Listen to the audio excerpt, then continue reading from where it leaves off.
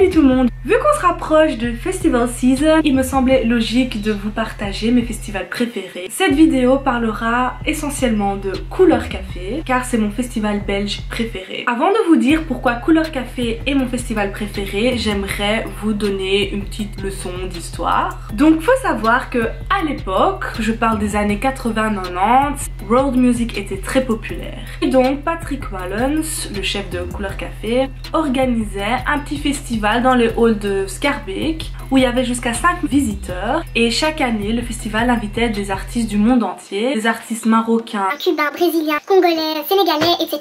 Pour vous dire world music quoi.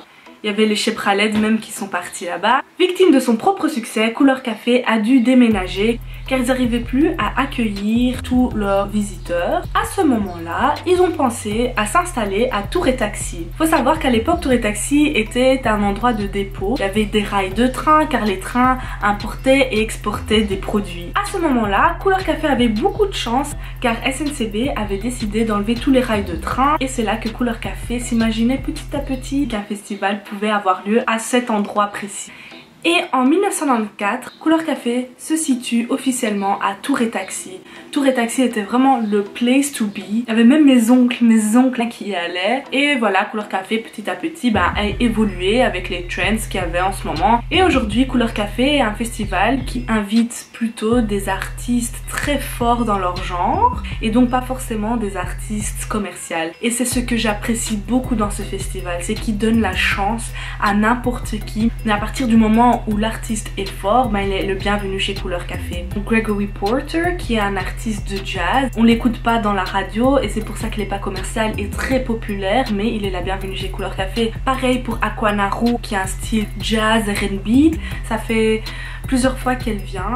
Leon Bridge, qui est aussi un artiste soul très fort et pas commercial du tout non plus. Chronix, qui est aussi le nouveau Bob Marley, fait aussi la troisième fois je pense qu'il vient à Couleur Café. Il est très fort dans le reggae style et c'est pour ça qu'il est nouveau là. Donc tout ça pour vous dire qu'il y a beaucoup de noms pas très commerciaux. C'est vraiment l'occasion de découvrir des artistes autres que ce qu'on a l'habitude d'entendre. Couleur Café est très intéressant pour l'aspect musical, mais également ce que j'aime bien aussi, l'aspect culturel. Il y a par exemple une tente où il y a des profs de danse de tout style qui donnent cours. Ça va de breakdance, hip-hop, salsa, etc. C'est vraiment très intéressant. Ouf!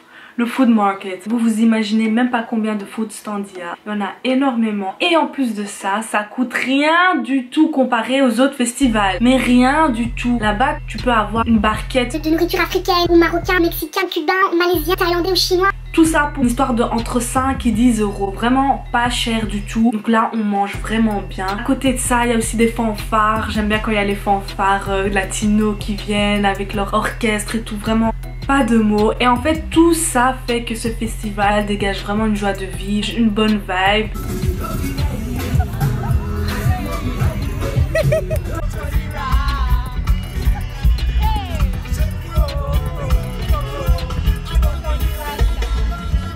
Même si sur le line-up tu reconnais 2 noms, tu trouveras vraiment ton bonheur. Si c'est pas dans la nourriture, ce sera dans la musique. Si c'est pas dans la musique, ce sera dans l'ambiance. Couleur Café qui est très open-minded, mais quand même très viré vers le R&B, soul, jazz.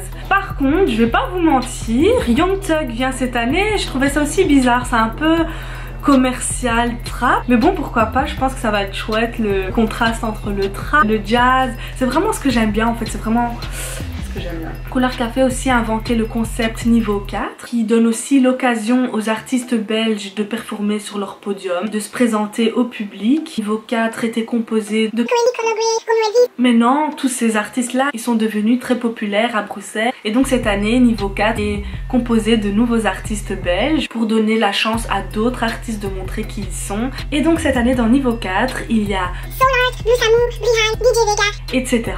Maintenant, je sais qu'il y a plusieurs d'entre vous qui se demandent pourquoi Couleur Café se situe depuis l'année passée dans le Ossegem Park. C'est pour la bonne et unique raison qu'il n'y avait plus de place à Tour et Taxi. Tour et Taxi construit de plus en plus de l'immobilier, ce qui fait qu'il y a de moins en moins de place pour un festival. C'est clair que Tour et Taxi avait un charme. Le festival était vraiment en plein milieu de la ville, mais on va pas se mentir, le Ossegem Park, il y a plein de petites lumières, c'est vraiment super cosy. Les bus sont gratuits pour ceux qui achètent leur ticket pour aller à Couleur Café, et franchement les gars, je dis pas ça parce que c'est mon festival préféré et que j'ai fait mes stages là-bas. Et tout ça pour un prix bien raisonnable, 43 € par jour, et un combi ticket de 3 jours, c'est 85 €. Et dites-vous que c'est une ASBL. Le but c'est pas de faire un max de pognon, le but c'est vraiment ramener de la culture à Bruxelles et de faire vivre Bruxelles, de rassembler les gens. Maintenant, je suis sûre que vous voulez savoir qui sont mes artistes préférés. Mes artistes préférés qui viennent cette année à Couleur Café sont Odyssey, Mahalia, Ziggy Marley, Masego, Aquanaru, Gregory Porter, Chronixx bien évidemment, Leon Bridges, Tarrus Riley. Et j'en suis sûre que Couleur Café va me faire encore découvrir plein d'autres styles et d'artistes que je ne connaissais pas auparavant, car je vais pas vous mentir, mais c'est Couleur Café qui m'a fait aimer le reggae. En 2016, le dimanche, il y avait sur un podium Prodigy et sur l'autre podium il y avait Apollo Brown.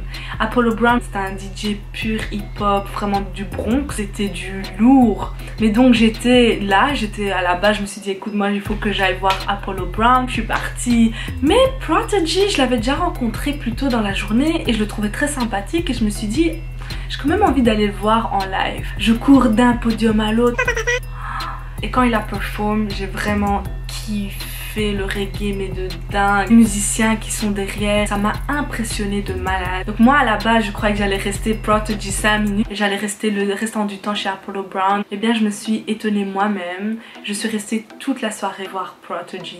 Mais bon, tout ça pour dire que Couleur Café m'a fait découvrir des artistes et des styles que je connaissais vite fait mais que je le ressentais pas au fond de moi-même. Et maintenant, le reggae c'est devenu la base de mes playlists. Donc voilà, j'espère vous voir cette année à Couleur Café. Ça va être une dinguerie. Je ferai une vidéo après Couleur Café pour vous expliquer comment ça a été pour ceux qui n'étaient pas là. Et voilà, à très bientôt.